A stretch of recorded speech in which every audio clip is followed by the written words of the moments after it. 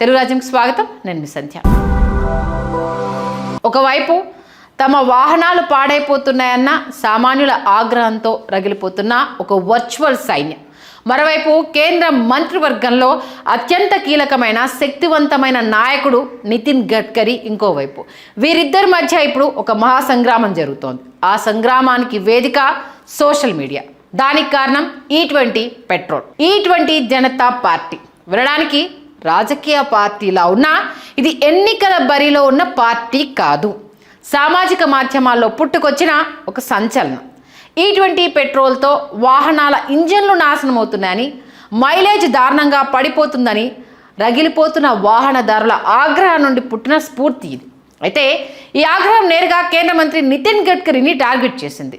Deep fake వీడియోలు, memes, తీవ్రమైన ట్రోల్స్తో social media హోరెత్తిపోయింది. కానీ గడ్కరీ సైలెంట్గా ఊరుకోలేదు. ఏకంగా ప్రపంచాన్ని శాసిస్తున్న టెక్ దిగ్గజాలైన మెటా అంటే ఫేస్బుక్, ఇన్స్టాగ్రామ్, ఎక్స్, గూగుల్, యూట్యూబ్లపై 11 కోట్ల పరువు నష్టం దావా వేయడానికి సిద్ధమయ్యారు.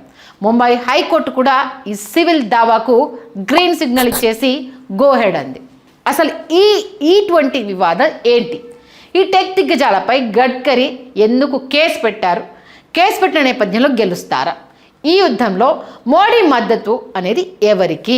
ఇదంతా ఒక లోతైన విశ్లేషణ ఈ వీడియోలో చూద్దాం. ఈ వివాదానికి మూలం ఇథనాల్ బ్లెండెడ్ పెట్రోల్ అంటే EBP.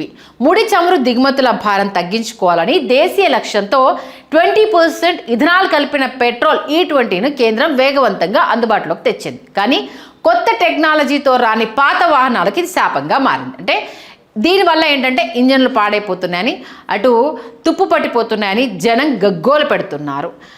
ఎక్కువ కాలం మన్నాల్సిన వెహికల్స్ పాడైపోతున్నాయని బాధపడుతున్నారు.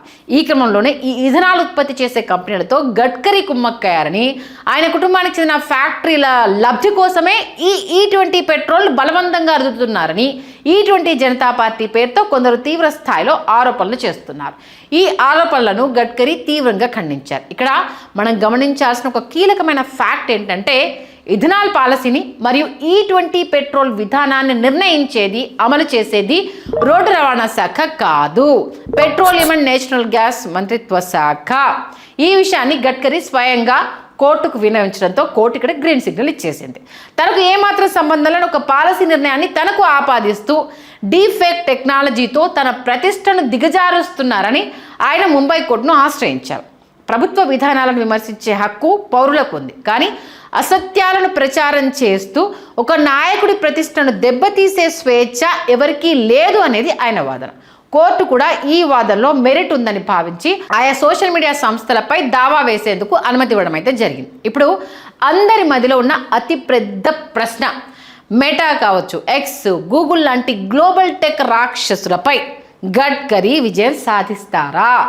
సాధారణంగా అయితే సోషల్ మీడియా కంపెనీలు మేము కేవలం అంటే ఒక ప్లాట్ఫామ్ మాత్రమే, కంటెంట్కు మాకు ఏం సంబంధం లేదు అనే ఒక సేఫ్ హార్బర్ అంటే ఒక రక్షణ కవచాన్ని ఎప్పుడు వీళ్ళు పెట్టుకుని ఉంటారు. అంటే దాక్కొని దాని మీద వీళ్ళు యుద్ధం చేస్తారు. ఎందుకంటే మేము ఒక వేదిక ఇచ్చామంతే, మేము ఈ కంటెంట్ జనరేట్ చేయమని వాళ్ళకు చెప్పలేదు అంటూ పక్కకు తప్పుకుంటారు. కానీ ఏ పుణ్యమా ఇప్పుడు పుట్టుకొస్తున్న డీప్ ఫేక్ కంటెంట్ విషయంలో ఇప్పుడు చట్టాలు కూడా చాలా కఠినతరం కాబోతున్నాయి. ఒక క్యాబినెట్ స్థాయి మంత్రి 11 కోట్ల పరువు నష్టం దావాతో నేరుగా కోర్టుకు ఎక్కడం బహుశా ఇదొక చారిత్రక ఘట్టం.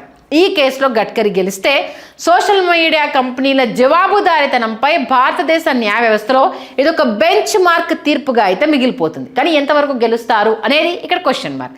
మరి ఇందులో రాజకీయ కోణం ఏంటి? గడ్కరీ వర్సెస్ మోదీ అనే చర్చ ఎందుకు వస్తుంది? బీజేపీ పార్టీ ఈ సోషల్ మీడియా మీదే ఆధారపడి కోట్ల మందికి చేరువైంది కాబట్టి ఇప్పుడు అదే సోషల్ మీడియా ప్లాట్ఫామ్లపై గడ్కరీ చట్టపరమైన యుద్ధం ప్రకటిస్తున్నారు కాబట్టి ఈ పోరాటంలో మోదీ ఆయన సోషల్ మీడియా ప్లాట్ఫామ్లను ఏ రకంగా వాడుకుంటారో మనందరికీ తెలిసిందే కదా. మరి ఆయన మద్దతు ఇస్తారా లేదా అన్నది క్వశ్చన్. నిజానికి ఇక్కడ మోదీ వర్సెస్ గడ్కరీ అనే ఘర్షణ అయితే అసలు లేదు. డీప్ ఫేక్ వార్తలు కావచ్చు, సోషల్ మీడియాలో తప్పుడు ప్రచారాల కట్టడిపై మోదీ ప్రభుత్వం కూడా కొంతకాలంగా సీరియస్గానే ఉంది. కాబట్టి టెక్ కంపెనీలపై గడ్కరీ చేస్తున్న న్యాయ పోరాటానికి ఖచ్చితంగా పూర్తి మద్దతు ఉంటుంది అనేది ఆయా వర్గాల నుంచి వినిపిస్తున్న వాదన.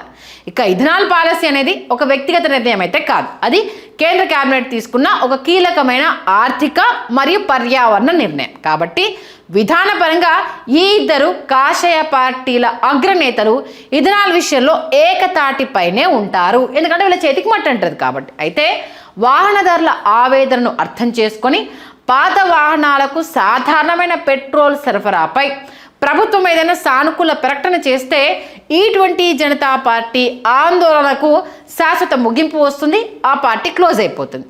ఈ జనతా పార్టీ సాగిస్తున్న వర్చువల్ యుద్ధం ఈరోజు సామాన్యుల ఇంజన్ల గోసను జాతీయ స్థాయికి అయితే తీసుకెళ్ళగలిగింది. మరోవైపు సోషల్ మీడియాలో స్వేచ్ఛ ముసుగులో జరిగే క్యారెక్టర్ అసాసినేషన్కు అడ్డుకట్ట వేసేలా గడ్కరీ న్యాయ పోరాటానికి అయితే దిగారు. మరి ఈ కేసులో అంతిమ విజయం ఎవరిది?